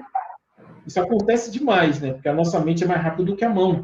Mas aí você leu, esqueci uma palavra. E se você deixar se você repetir a palavra, você erra em estrutura sintática, você perde ponto na competência 1. Se você esquecer de alguma palavra, você está cometendo muito, provavelmente, erro de regência ou concordância, porque você esqueceu aquela palavra de regência, você esqueceu aquela palavra. Vai perder ponto na competência 1. Ah, professor, o corretor sabe que a palavra que eu estou sabendo, não sabe, não. E mesmo que soubesse, ele quer ler o que você escreveu. Ok? Então, assim, leia, verifique, faça a acentuação, ortografia, vírgula, ponto. O onde, ou mania do pessoal falar onde, tudo é onde. Gente, aonde? Gente, onde está fazendo referência a lugar, é locativo, né? Onde eu deixo. O cinema deve ser construído onde o povo necessita mais de uma manifestação. Aí tá, é locativo, ok. Agora, você usar um onde que não tem nada a ver, né? Usar um onde de maneira equivocada, não é onde, substitui por em que, o qual, na qual, normalmente em que, né? Ajuda, né? Porque se você pensou em onde, né? Onde tem essa preposição em aí. Então, se você não está usando referência locativa, usa o em que funciona normalmente. De novo, né? Veja se você não escreveu palavras repetidas, veja se você não esqueceu de palavra, você perde ponto na competência 1. Regência e crase. Gente, regência e crase. Não é aquelas... A Vanessa, eu imagino a aula de regência, né, Vanessa? Aquela de regência e crase. Gente, a regência e crase no texto é fácil de você... Não é aquela coisa toda... No texto, verifica se a palavra anterior, se aquele verbo vai pedir, né, se aquela palavra, o verbo ou substantivo, adjetivo, vai pedir uma preposição a, verifica se a outra palavra é feminina. Já mata caso de crase aí, né? Fala, Vanessa, você quer falar? Durante todo o ano, nós tivemos assim, uma preocupação muito grande com uma gramática aplicada ao texto, né? E o tempo todo eu fazia alusão à produção textual. Uma vez meu marido estava aqui comigo no quarto, no escritório, né?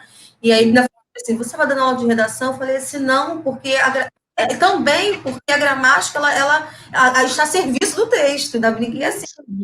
Sim, até a começar pela ortografia, né? Acentuação. Se você, por exemplo, médico, medico, secretária de secretaria, você muda tudo. Então, assim, eu sempre tentei levá-los, né, a essa reflexão, sabe? Quando nós falamos, por exemplo, de orações coordenadas, eu trouxe a eles a importância desses elementos coesivos para a competência 4, né? Dos conectores subordinativos adverbiais para endossar aí o viés argumentativo deles.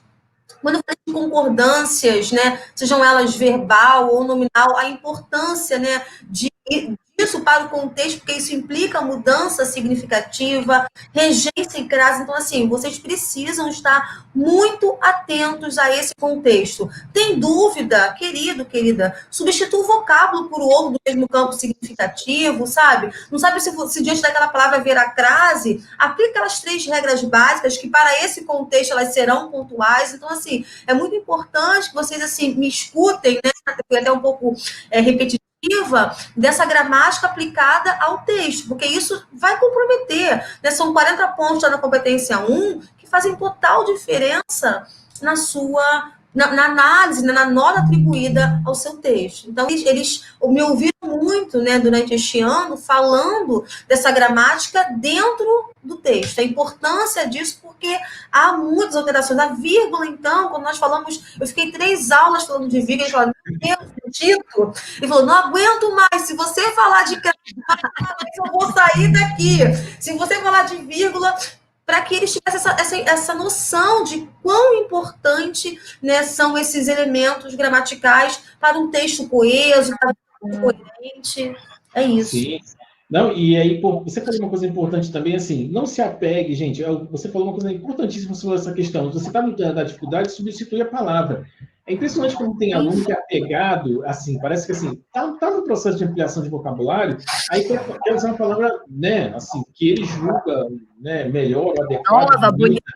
Isso, gente, eu mostrei para os alunos, eu mostrei boa parte, muitas redações, 1000, o camarada escreveu feijão com arroz, ele botou lá... Ô, professor Luciano, você fez um texto completo agora aí, usando uma linguagem simples. Escrever bem é fazer com que todos entendam aquilo que você, né, quer transmitir. Eu passei para eles um vídeo, né, foi do Porta dos Fundos, em que havia, o título era Problemas Linguísticos, o ser humano colocava ou proscínio, ou conseguinte, não tinha nada a ver.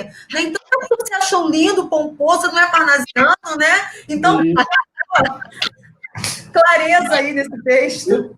Você falou, rápido, um parênteses aqui, eu tenho um amigo que ele revisou, olha só, vocês terem uma ideia, por isso você me remeteu, quando você falou, você me remeteu essa ideia, ele é revisor de texto, ele trabalha numa editora, e ele faz lives, assim, no YouTube e tudo mais, e ele se apegou à palavra não obstante, né? E ele usa o não obstante errado. Aí, para vocês terem uma ideia, ele é profissional, e ele usa, como ele gosta, ele acaba usando, mas em certas circunstâncias ele usa errado. Então, assim, não tem apego com a palavra, não sabe usar, ou, de repente, não é o contexto, usa uma outra. Gente, o importante é ser claro, ser objetivo. Ter o melhor texto para a gente, não é aquele que tem várias palavras difíceis, palavras de rebuscar, a pessoa ampliou o vocabulário. Não é isso. Você se fazer entender, e normalmente se fazer entender, você usa as palavras do cotidiano. O contexto, você quer fazer um outro discurso, por exemplo, palavras difíceis não são para formatura, para solenidades, aí sim, você pensa em palavras Olha a variação linguística entrando aí, né? A situação. Exatamente, exatamente. É o É claro que ele precisa entender que a norma padronizada da língua, sim, mas uma coisa é necessariamente vocábulos arcaicos, dificílimos, vai truncar o seu texto, né? É impressionante como aumentou o caso de outrocim, gente. A pessoa não faz nem ideia do que seja, de start. Eu vejo isso também. Meu Deus, gente, fala sério, né? Então, assim, gente, até na culinária, né? Menos é mais. Né? Até na alta gastronomia, menos é mais. Então, se você tiver um texto bem acentuado, bem pontuado, usado adequadamente as palavras, uma outra coisa, assim, rapidinho, esse é o último slide, que se você erra, aí vamos lá, gente, não adianta você escrever uma palavra, um outrocim da vida e errar a separação silábica, que isso não é nem de ensino médio, ensino fundamental. Né? Não adianta você escrever um destarte, não sei o quê, um idiosincrasias, e você errou vários acentos. Então, tá vendo como é que é importante? É o café com leite, é o feijão com arroz, é o básico para que você seja bem avaliado. Você usou com propriedade a norma culta. Tá? Atentando aí, Lu, por essa estrutura que você colocou, e muito bem até, né? É ortodoxa, é pragmática, é isso daí. A introdução até essa estrutura, o desenvolvimento, a proposta é bem fechadinha. Então, assim, linguagem simples, clareza, atentando para a gramática aplicada ao texto, e isso você colocou de maneira, assim, brilhante. Então, assim, é simples, escrever bem é simples, né? Então, minha gente, é isso. Aí eu passo a bola para a minha querida amiga louríssima, Vanessa Lima. Então, gente, é isso. Espero que vocês tenham aproveitado bastante nossas dicas. Nós passamos aí pelo universo da língua portuguesa e da produção de texto. Agora eu acho que é tempo de revisar alguma coisa, mas descansar. Tenho certeza que nós três aqui estamos torcendo e sabemos e temos assim a convicção que vocês farão uma belíssima prova de linguagem e das outras áreas também. Um beijo, foi maravilhoso estar esse ano com vocês, um ano diferente, um ano difícil, não foi fácil para ninguém, mas assim, espero que eu tenha contribuído um pouco aí na formação de vocês. Fala, Vá! Queridos, muito obrigada. Eu sou todo gratidão por toda a recepção, por vocês dividirem comigo, né? Momentos tão únicos que ficaram assim, que ficaram na memória, que ficarão na memória. Eu tenho certeza de que vocês estão preparados, porque, como eu disse, eu digo para os alunos, o ensino médio de vocês começa na primeira série. Né? Vocês viram, por exemplo, aqui os assuntos de que falamos, assuntos com os quais vocês trabalharam lá na primeira série, variação linguística, a função da linguagem, então, vocês estão preparados. A minha sugestão, a minha dica é que vocês acalmem o coração, acalmem a mente, porque são fatores que inviabilizam o processo satisfatório, tá? Estamos na torcida por vocês, temos certeza de que o resultado será satisfatório. Revisem esses tópicos de que falamos aqui, porque vocês vão tirar, assim, de letra. Um beijo grande, ano feliz para todos. Gente, um beijo para vocês, tudo de bom, fiquem tranquilos, né? Revisem, como a Vanessa falou, deem uma olhada no conteúdo, mas vocês têm mais um tempinho ali, né? Não é junto. A vantagem desse ano, né? Dentro de tantas desvantagens, é que vocês não vão fazer junto a prova do Enem com outras avaliações da escola, então vocês vão ter um momento, né? Até para acalmar o coração, então vão tranquilo, né?